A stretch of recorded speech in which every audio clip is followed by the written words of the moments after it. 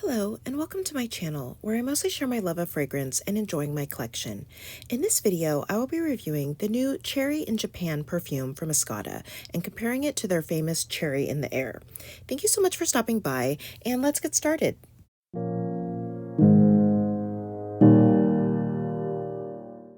So Cherry in Japan is a new fragrance from Escada that launched in the end of 2021.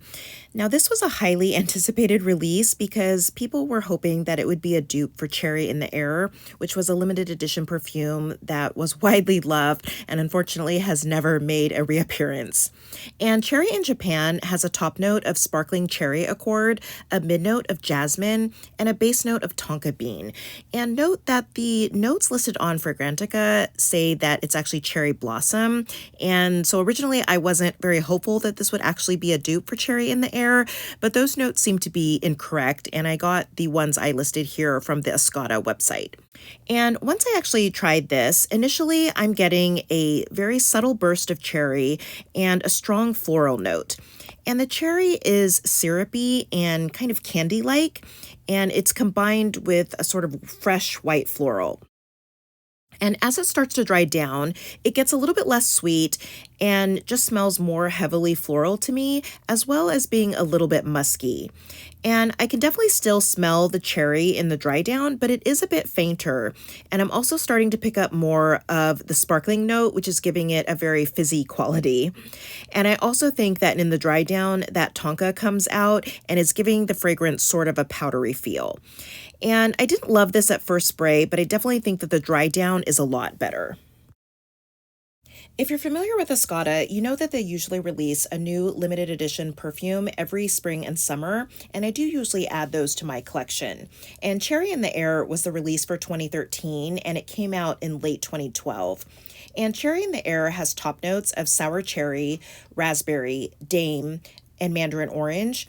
And it has mid notes of marshmallow, vanilla, gardenia, and orchid, and base notes of white suede, sandalwood, musk, and oak. And this scent opens with a sweet, juicy cherry, and it's a little bit candy-like, and it also has a mix of some other fruity notes. The marshmallow and vanilla start to bring in a lot of sugary, milky sweetness that's mixed with the cherry and some soft floral notes. And the sandalwood in the base brings some warmth to the scent as well. And the best way that I can describe this fragrance is that it's a sweet cherry marshmallow cloud. And it's actually one of my top favorite perfumes. I feel like it's sweet and playful, and I love it for days where I just want something cheerful and easy to wear. So overall, while these are both cherry fragrances, they're not exact dupes. Cherry in Japan is more floral and fizzy and a little bit bright, and Cherry in the Air is creamy and warm and has a lot stronger fruity notes. They are both really nice cherry scents, but I do have a special fondness for Cherry in the Air, so that is my preferred out of the two. But I do think if you weren't able to pick that up, that Cherry in Japan is a nice substitute, but just know that it is not exactly the same. And I know that Tom Ford Lost Cherry is always a benchmark whenever you're looking at a new cherry scent, and Cherry in Japan is definitely not very similar to that fragrance. Lost Cherry is a lot more almondy and boozy, and I just don't feel like it's very comparable at all to Cherry in Japan.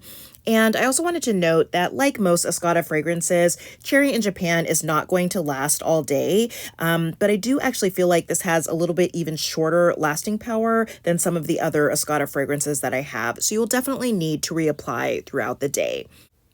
So that's it for my review of Cherry in Japan from Escada, and this is also my first 5-minute fragrance review video.